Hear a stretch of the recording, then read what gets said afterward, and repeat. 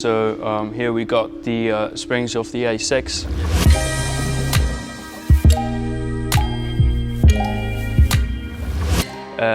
They have been handled and they've been taken care to adjust the height, the right height. Okay.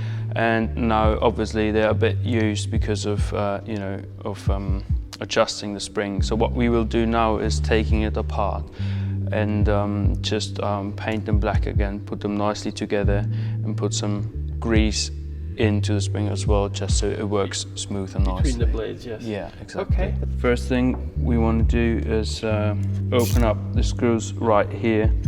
We secured it with a spanner here to release it nice and smoothly, just so it's not gonna come off. So first of all, we just unscrew and loosen all the nuts around here before we take it off. So here's the slightly scary part when you release the last screw there, and when you sort of release the spanner. So you just want to take it carefully, make sure it's set up properly. So now you can see it starts coming out. The funny thing here is you can see how much pressure is put on each of the blades, and when you take it apart, when it is used, the gap is way smaller. That means the spring is softer, you would say. Okay. So you just release that. So now you can just take each blade out, just like this. So now that's the whole spring taken apart. So next step we will do here is we'll just clean all the surfaces on each of the blades, and then I will cover up the surface right here where it's actually working on, and then we will put the grease on. It is sort of a special grease which is produced for especially this kind of situation. So it works very well under pressure. It keeps the greasing effect on the blades. If you do not put any grease on here on the surface, it'll just sort of start rubbing it, and you can tell it just gets used.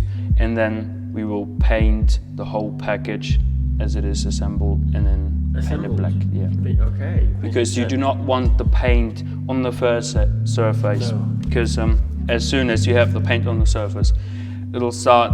How do you say it?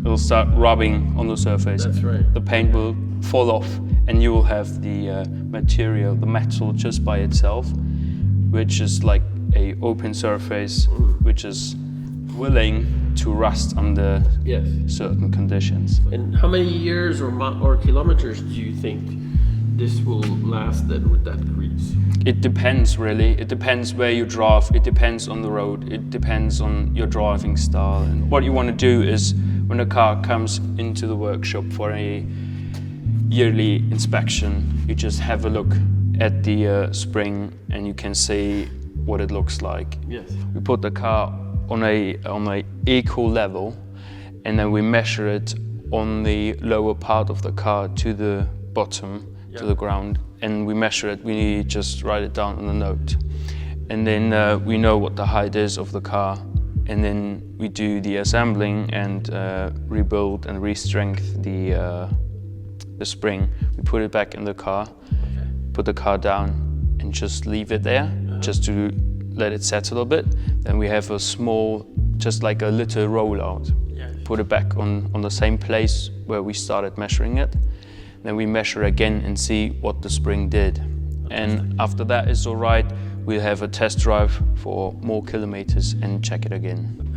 How does the spring get corrected? Yes, that needs a very high force to bring the spring back into the right position. So this is a very complicated process because there's a special machine for it where you can adjust and put the spring in the right place. So when you have the whole package, you could see the central bolt here, which is going through all the blades there. There you have your working bench. You put that spring in there. Yeah. and then you measure from it's like a virtual line you have to think. From the center bolt down to the eye, where the spring is connected, and then you measure that. There's a tool which puts lots of force on the spring, and you sort of bend it more and more and more. And if it's not enough, you're gonna take it apart and do every blade by itself. Sometimes that's necessary. It depends on the condition of the spring. To show you virtually what happens is you take one plate and you can see the round going like this. And if it's not enough, what you want to do is get this point and this point to bend it even more, which produces more.